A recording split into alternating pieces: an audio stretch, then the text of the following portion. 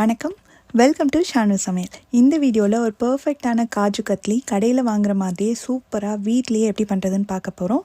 சின்ன சின்ன டிப்ஸ் எல்லாம் நம்ம ஃபாலோ பண்ணி செஞ்சோம்னா வீட்லேயே பிகினர்ஸ் கூட ரொம்ப ஈஸியாக செய்யக்கூடிய ஒரு ரெசிபி தான். அதிகமான இன்க்ரீடியன்ஸே தேவையில்லை, ரொம்ப ஈஸியாக சூப்பராக செஞ்சிடலாம். எப்படி செய்கிறதுன்னு பார்ப்போம். ஃபஸ்ட்டு நம்ம இதுக்கு சேர்க்குற முந்திரி ஃப்ரிட்ஜில் இல்லாமல் ரூம் டெம்பரேச்சரில் இருக்கணும். சப்போஸ் நீங்கள் ஃப்ரிட்ஜில் ஸ்டோர் பண்ணி வச்சுருந்தீங்க அப்படின்னா ஒரு 1 or 2 hours பிஃபோரே நீங்கள் வெளியில் எடுத்து வச்சுக்கோங்க. நல்ல ரூம் டெம்பரேச்சரில் இருக்கிற மாதிரி முந்திரி பருப்பு, ஃப்ரெஷ்ஷான முந்திரி பருப்பு நான் 1 கப் அளவுக்கு இந்த மிக்ஸி ஜாரில் சேர்க்க போகிறேன். இதை பல்ஸ் மோடில் கொஞ்சம் கொஞ்சமாக நிறுத்தி இது நல்லா பவுடர் ஆகிற அளவுக்கு நம்ம அரைச்சிக்கணும்.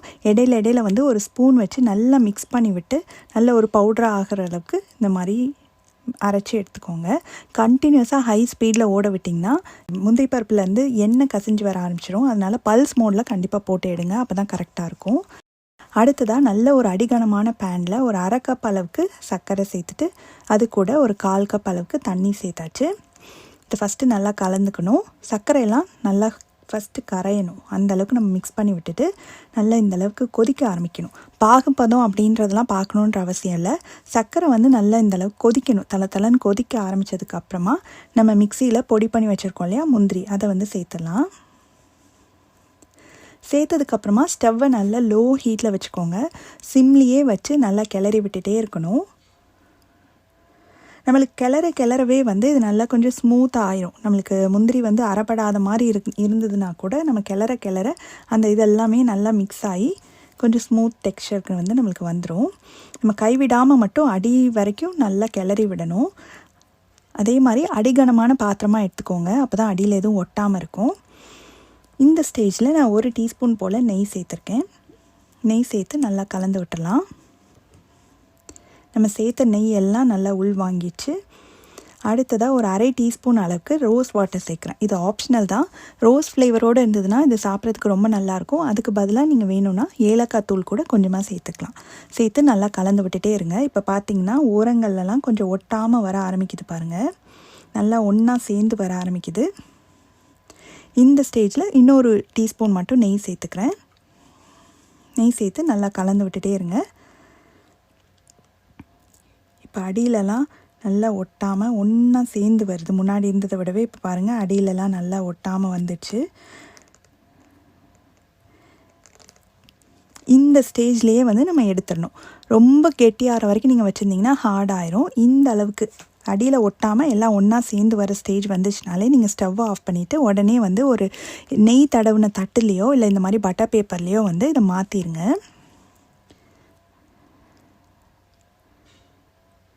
இதை மாற்றின உடனே கொஞ்சம் நேரம் அப்படியே ஆறுற அளவுக்கு நம்ம விட்டுடலாம். கொஞ்சம் இந்த மாதிரி மிக்ஸ் பண்ணி விடுங்க. ஏன்னா நல்லா சூடாக இருக்கும்போது நம்மளால் கை போட்டு மிக்ஸ் பண்ண முடியாது. அதனால இந்த ஸ்பூனை வச்சு லைட்டாக நான் மிக்ஸ் பண்ணி விடுறேன். ஒரு 5 நிமிஷம் பக்கம் ஆனதுக்கப்புறமா கொஞ்சம் கை பொறுக்கிற அளவு சூடு வந்ததும் நம்ம இந்த பட்டர் பேப்பரே கொஞ்சம் பெரிய சைஸாக நம்ம எடுத்துக்கிறதுனால அதையே இப்படி க்ளோஸ் பண்ணி நல்லா அழுத்தி பிசையணும். இந்த பட்டர் பேப்பரே இப்படி கொண்டு உள்ளே கொண்டு நல்லா ஒரு 2லேருந்து 3 நிமிஷம் நல்லா இந்த மாதிரி பிசைஞ்சுக்கணும். அதுக்கப்புறம் கை உங்களுக்கு பொறுக்கிற அளவுக்கு சூடு வந்ததுக்கப்புறமா நல்லா இந்த மாதிரி கொஞ்சம் நல்லா பிசைஞ்சுக்கோங்க. நம்மளுக்கு இந்த மாவு நல்லா ஒன்றா சேர்ந்து வர அளவுக்கு பிசைஞ்சிட்டு அதுக்கப்புறம் நம்ம கட் பண்ணோம்னா நல்லா வரும். இப்போது இந்த பார்ச்மெண்ட் பேப்பருக்கு நடுவில் வச்சுட்டு இதை க்ளோஸ் பண்ணிவிட்டு நம்ம சப்பாத்தி தேய்க்கிற மாதிரி முடிஞ்ச அளவுக்கு கொஞ்சம் தின்னாக தேய்ச்சிக்கணும். காஜு கத்லி பார்த்திங்கன்னா ரொம்ப திக்காக இருக்காதுல, கொஞ்சம் மெல்லிஸாக தானே இருக்கும். அந்த அளவுக்கு நம்ம இதை தேய்ச்சிக்கணும். எல்லா சைடுமே ஒரே அளவு திக்னஸ் வர மாதிரி தேய்ச்சிக்கோங்க.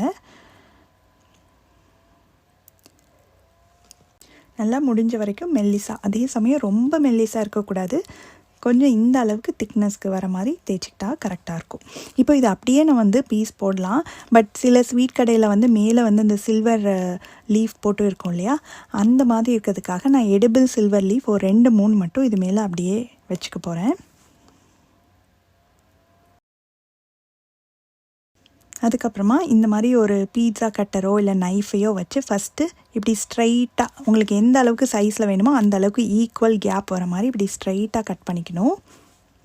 ஏன்னா நம்மளுக்கு காஜு கத்லி டைமண்ட் ஷேப்பில் இருக்கும் இல்லையா, அந்த மாதிரி வரதுக்கு ஃபஸ்ட்டு இந்த மாதிரி ஸ்ட்ரைட்டாக கட் பண்ணிவிட்டு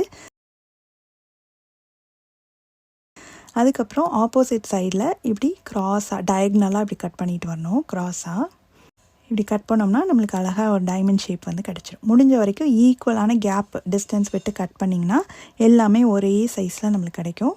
அவ்வளோதான். நம்ம கரெக்டான பதத்தில் வந்து நம்ம குக் பண்ணி எடுத்ததுனால ஈஸியாக வந்து நம்மளுக்கு ஷேப் போட வந்துச்சு. அந்த காஜு கத்லியோட பக்குவமுமே பர்ஃபெக்டாக வந்திருக்கு. நல்லா ஒன்றா சேர்ந்து வந்ததுக்கப்புறம் நீங்கள் உடனே இந்த மாதிரி மாற்றிட்டு நல்லா இப்படி மிக்ஸ் பண்ணி கட் பண்ணிங்கன்னா சூப்பராக வந்துடும். பர்ஃபெக்டாக வந்திருக்கு பாருங்கள். நான் ஒன்று வந்து நான் பிச்சு காட்டுறேன்.